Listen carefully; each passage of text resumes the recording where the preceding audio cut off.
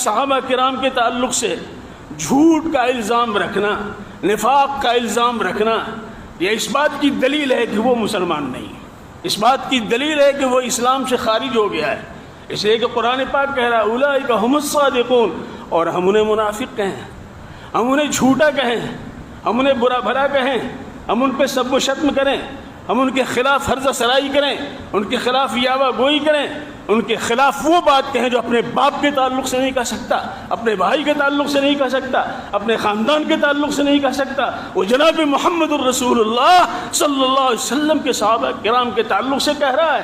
زبان اس کی سڑ جائے، آنکھیں اٹھ کی پھوٹ جائیں، کلائی اس کی مروڑ دی جائے، گردن اس کی توڑ دی جائے، تب بھی کم ہے سر۔ الحمد للہ حمدا کثیرا طیبا مبارکا فیہ، قال اللہ عز وجل فی القرآن المجید والفرقان الحمید، اعوذ باللہ من الشیطان الرجیم، بسم اللہ الرحمن الرحیم، ما آتاکم الرسول فخذوه وما نهاکم عنہ فانتہوا واتقوا اللہ ان اللہ شدید العقاب۔ اللہ رب العزت نے جناب محمد الرسول اللہ صلی اللہ علیہ وآلہ وسلم کے تعلق سے یہ فرمایا ہے کہ رسول نے جو کچھ تمہیں دیا ہے اسے تم مضبوطی سے تھام لو، پکڑ لو، اور جس سے انہوں نے منع فرمایا ہے اس سے باز آ جاؤ، اللہ سے ڈرو۔ اس حکم کی خلاف ورزی کرو گے تو اللہ بہت سخت سزا دینے والا ہے۔ اللہ کے رسول صلی اللہ علیہ وآلہ وسلم نے ہمیں کیا چیز دی ہے؟ سب سے بڑی چیز کیا ہے اور سب سے مقدم چیز کیا ہے؟ سب سے مؤثر اور مفید و نافع نتیجہ خیز چیز کیا ہے؟ ظاہر ہے اس کا جواب یہ ہوگا کہ وہ اللہ کا کلام ہے، وہ نور الہی ہے جس کی روشنی میں ساری ظلمتیں کافور ہو جاتی ہیں، سارے اندھیرے ختم ہو جاتے ہیں، اور حقائق اور مقاصد واشگاف طور پر ظاہر ہو جاتے ہیں۔ اسی لیے اللہ رب العزت نے فرمایا آمنوا باللہ ورسولہ، ایمان لاؤ اللہ پر اور اس کے رسول پر، واتبعوا النور الذی انزل معہ، اور اتباع کرو اس نور کی جو آپ کے ساتھ نازل کیا گیا ہے۔ اگر تم فلاح اور کامیابی چاہتے ہو تو کامیابی کی ضمانت اسی میں ہے کہ تم نور الہی سے اپنے آپ کو وابستہ کر لو۔ آمنوا باللہ ورسولہ والنور الذی انزلنا واللہ بما تعملون خبیر، اللہ اور اللہ کے رسول پر ایمان لاؤ اور اس نور کو قبول کرو جس کو ہم نے اتارا ہے، کسی اور نے نہیں دیا ہے، ہم نے دیا ہے اور آپ کے واسطے سے دیا ہے۔ اللہ باخبر ہے کون اس کو لے رہا ہے، کون اس کے خلاف چل رہا ہے، کون اپنی زندگی کو سنوارنے کے لیے اس نور الہی کی روشنی میں سفر کو طے کر رہا ہے، اور کون اندھیروں کو قبول کر کے اپنے آپ کو منزل مخصوص سے دور کر رہا ہے۔ واللہ بما تعملون خبیر۔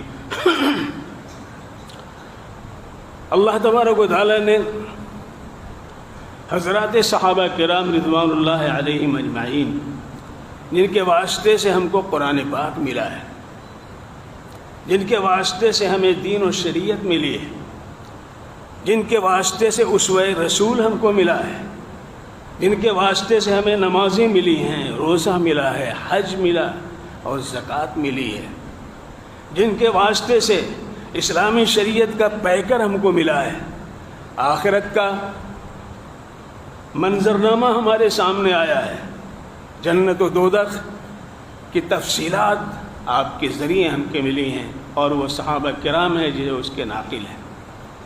اگر صحابہ کرام کی شخصیت مجروح ہوتی ہے، اگر ان کے خلاف کوئی انگوش نمائی کرتا ہے، اگر ان کے تعلق سے کوئی حرف گیری کرتا ہے، تو وہ شریعت کا، اسلام کا، اسوہ رسول کا سب سے زیادہ مخالفت میں گھناؤنا کردار کا وہ حامل ہے۔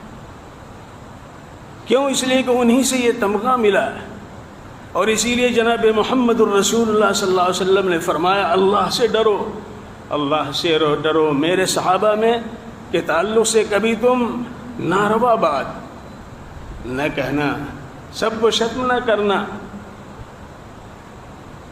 ان کو ان مقصد حرف گیری نہ بنانا، ان کو نشانہ نہ بنانا، اس لیے کہ وہ ہمارے صحابہ ہیں، ہم نے ان کی تربیت کی ہے، ہمارے جلووں میں وہ بیٹھے ہیں، ہماری نظر ان پہ پڑی ہے، ایک نظر نے ان کو اس مقام پر پہنچا دیا کہ ساری دنیا مل کر کے اس مقام کو حاصل کرنا چاہے تو وہ مقام اس کو حاصل نہیں ہو سکتا ہے۔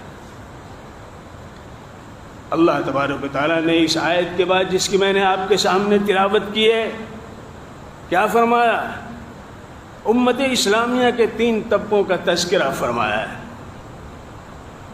وَمَا آتَاكُمُ الرَّسُولُ فَخُذُوهُ وَمَا نَهَاكُمْ عَنْهُ فَانْتَهُوا وَاتَّقُوا اللَّهَ إِنَّ اللَّهَ شَدِيدُ الْعِقَابِ لِلْفُقَرَاءِ الْمُهَاجِرِينَ الَّذِينَ أُخْرِجُوا مِنْ دِيَارِهِمْ وَأَمْوَالِهِمْ يَبْتَغُونَ فَضْلًا مِنَ اللَّهِ وَرِضْوَانًا وَيَنْصُرُونَ اللَّهَ وَرَسُولَهُ أُولَٰئِكَ هُمُ الصَّادِقُونَ۔ پہلا طبقہ مہاجرین صحابہ کا ہے۔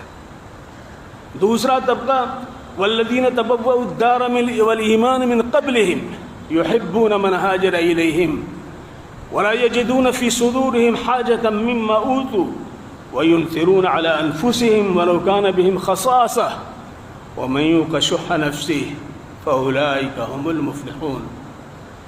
تیسرا طبقہ امت اسلامیہ کا وہ ہے والذین جاءوا من بعدهم يقولون ربنا اغفر لنا ولإخواننا الذين سبقونا بالإيمان ولا تجعل في قلوبنا غلا للذين آمنوا ربنا إنك رؤوف رحيم۔ امت اسلامیہ اسلام پر جو کاربند ہیں ان کی درجہ بندی قرآن پاک کر رہا ہے۔ پہلے 2 طبقے جو گزر گئے وہ مہاجرین کے تھے، انصار کے تھے، جن کو گھروں سے نکالا گیا، جن کے مال و منال کو چھین لیا گیا، بے دست و پا کر دیا گیا، لیکن اسلام کی محبت میں جناب محمد الرسول اللہ صلی اللہ علیہ وسلم کے تعلق و ربط اور محبت میں انہوں نے سب کچھ برداشت کیا، اور اللہ کے رسول کے زیر تربیت وہ رہے۔ للفقراء المہاجرین الذین اخرجوا من دیارہم واموالہم۔ کیوں نکالے گئے؟ حکومت کے لیے، سلطنت کے لیے، فرما روائی کے لیے، مال و منال کے لیے، طاقت و جاہ کے لیے، غلبہ اور اقتدار کے لیے نہیں۔ یبتغون فضلا من اللہ ورضوانا۔ مقصد کیا تھا نکلنے کا؟ مکہ مکرمہ چھوڑنے کا، مال و منال چھوڑنے کا، اپنی برادری سے نکلنے کا اور ساری کلفتیں برداشت کرنے کا۔ ان کا مقصد صرف یہ تھا کہ اللہ کی رضا ملے، یبتغون فضلا من اللہ، اللہ کا فضل ملے اور رضا الہی سے وہ شاد کام۔ مفسرین نے لکھا فضل سے مراد دنیا میں کامیابی اور رضوان سے مراد آخرت کی کامیابی، دارین کی سعادتوں کو حاصل کرنے کا مقصد تھا اور کوئی مقصد ان کے نزدیک نہیں ہے۔ یبتغون فضلا من اللہ ورضوانا۔ اور تیسری صفت جو قرآن پاک بیان کرتا ہے، جو حضور کے واسطے سے ہم کو یہ دولت ملی ہے کہ وَيَنْصُرُونَ اللَّهَ وَرَسُولَهُ۔ صحابہ کرام کی صفت یہ ہے کہ اللہ اور اللہ کے رسول کی مدد کے لیے ہر وقت تیار رہتے، بھوکے رہ کر، پتھر باندھ کر کے پیٹ کے اوپر، فاقہ مشت درید پیرہن رہ کر کے، گلیم پوش عربی کی شکل بنا کر کے انہوں نے ہمیشہ حضور اکرم احمد مجتبیٰ محمد مصطفیٰ صلی اللہ علیہ وسلم کا ساتھ دیا۔ اولئک هم الصادقون۔ یہی سچے لوگ ہیں، یہی سچے لوگ ہیں۔ لہذا صحابہ کرام کے تعلق سے جھوٹ کا الزام رکھنا، نفاق کا الزام رکھنا، یہ اس بات کی دلیل ہے کہ وہ مسلمان نہیں، اس بات کی دلیل ہے کہ وہ اسلام سے خارج ہو گیا ہے۔ اس لیے کہ قرآن پاک کہہ رہا ہے اولئک هم الصادقون، اور ہم انہیں منافق کہیں، ہم انہیں جھوٹا کہیں، ہم انہیں برا بھلا کہیں، ہم ان پہ سب و شتم کریں، ہم ان کے خلاف ہرزہ سرائی کریں، ان کے خلاف یاوہ گوئی کریں، ان کے خلاف وہ بات کہیں جو اپنے باپ کے تعلق سے نہیں کہہ سکتا، اپنے بھائی کے تعلق سے نہیں کہہ سکتا، اپنے خاندان کے تعلق سے نہیں کہہ سکتا، وہ جناب محمد الرسول اللہ صلی اللہ علیہ وسلم کے صحابہ کرام کے تعلق سے کہہ رہا ہے۔ زبان اس کی سڑ جائے، آنکھیں اٹھ کی پھوٹ جائیں، کلائی اس کی مروڑ دی جائے، گردن اس کی توڑ دی جائے، تب بھی کم ہے سر، اس لیے کہ جناب محمد الرسول اللہ صلی اللہ علیہ وسلم کے ساتھ والذین معه اشداء علی الکفار رحماء بینہم تراہم رکعا سجدا یبتغون فضلا من اللہ ورضوانا سیماہم فی وجوہہم من اثر السجود۔ اللہ تعالیٰ نے ان کے صفات کو قرآن پاک کے اندر یہ بیان فرمایا تو اولئک ھم الصادقون۔ دوسرا طبقہ وہ انصار کا ہے، والذین تبوؤوا الدار والایمان من قبلہم، ان سے پہلے ہجرت کرنے سے پہلے، مہاجرین کی آمد سے پہلے حضرات انصار نے اپنے مقام کو مدینہ منورہ کو لازم پکڑا اور حضور صلی اللہ علیہ وسلم کی آمد ناز کے انتظار میں کھڑے رہے۔ طلع البدر علینا کی صدا زمان حال و قال سے گونجتی رہی، وہ حضرات انصار ہیں۔ والذین تبوؤوا الدار والایمان، اور ایمان پر قائم رہے۔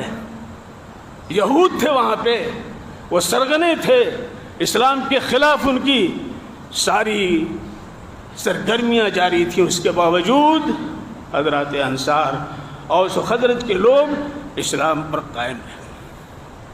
تو والذین تبوؤوا الدار والایمان من قبلہم، ان کی آمد سے پہلے، یحبون من ہاجر الیہم، جب مہاجرین ہجرت کر کے آئے تو محبت، یگانگت، حسن انسجام، باہمی رواداری اور ایک دوسرے سے ایسا تعلق کہ گویا ایک بھائی کا بھائی سے جو تعلق اس سے بڑھ کر کے تھا۔ لوگ لپکتے تھے کہ ہمیں یہ مہاجر مل جائے، ہم اپنے گھر میں ان کی دیکھ بھال کریں گے۔ قرعہ ڈالا جاتا تھا کون صحابی کس کے ہاں، کون مہاجر کس کے ہاں جائے۔ یحبون من ہاجر الیہم ولا یجدون فی صدورہم حاجۃ مما، اور تیسری صفت حضرات انصار کی یہ بیان کی گئی کہ وہ ایسے ہیں کہ ان کے دل میں مہاجرین کو کچھ دیا جائے تو تنگی نہیں پیدا ہوتی ہے بلکہ خوشی ہوتی ہے۔ بنو نذیر کو جب جلا وطن کیا گیا، بنو نذیر کا سارا اثاثہ، ساری جائیداد کے تعلق سے حضور نے حضرات انصار سے پوچھا، یہ اگر میں چاہوں تو انصار و مہاجرین میں تقسیم کر دوں؟ حضرات انصار نے کہا حضور مہاجرین کو دے دیں، ان کے پاس کچھ نہیں ہے۔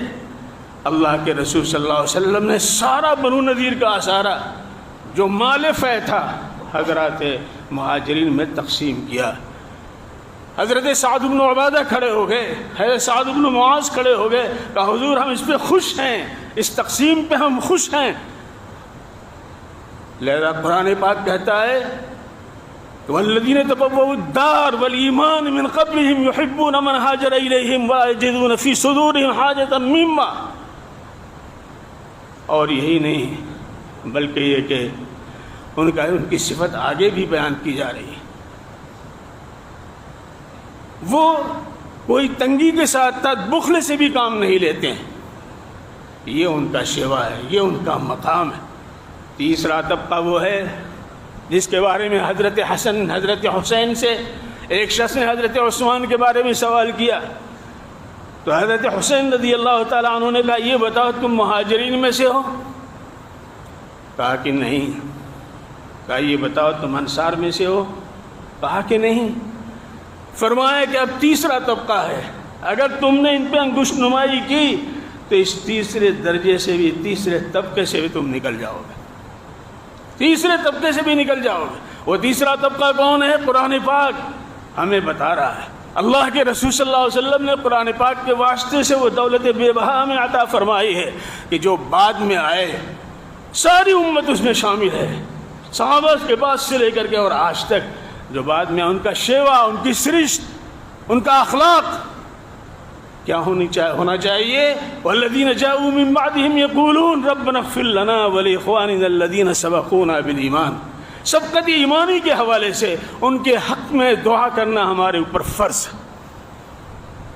فرض ہے اس لیے کہ سبقت ایمانی ان کے یہاں ہے، مہاجرین کے یہاں ہے، انصار کے یہاں ہے، لہذا ہم پہ فرض ہے کہ ان کے حق میں دعا کریں اور اس بات کی دعا کریں کہ اللہ میرے سینے میں ان کے تعلق سے کوئی غل، کوئی کینہ، کوئی حسد، کوئی بیماری، کوئی روگ نہ آنے پائے۔ اگر کینہ ہے، حسد ہے، غل ہے، برائی ہے، دشمنی ہے، عداوت ہے، خلجان ہے، تو اس بات کی دلیل ہے کہ اس نے اپنے تیسرے طبقے سے بھی الگ کر لیا ہے۔ والذین جاءوا من بعدهم یقولون ربنا اغفر لنا ولاخواننا الذین سبقونا بالایمان ولا تجعل في قلوبنا غلا للذین آمنوا ربنا انک رؤوف رحیم۔ اے ہمارے پروردگار، آپ مہربان ہیں، رحم والے ہیں، ہم پہ رحم فرمائیے، کوتاہی ہو جائے تو معاف فرما دیجیے، اور ہمیں ان اسلاف کے تعلق سے ہمارے اندر جو جذبہ پیدا ہو، ہمارے اندر جو اخلاق کریٹ ہو، پیدا ہو، رب کریم ہمیں وہ بنائیے جو تیسرے طبقے کے تعلق سے قرآن پاک کہہ رہا ہے۔ اللہ ہم سب کو توفیق سے نوازے۔ وآخر دعوانا الحمدللہ۔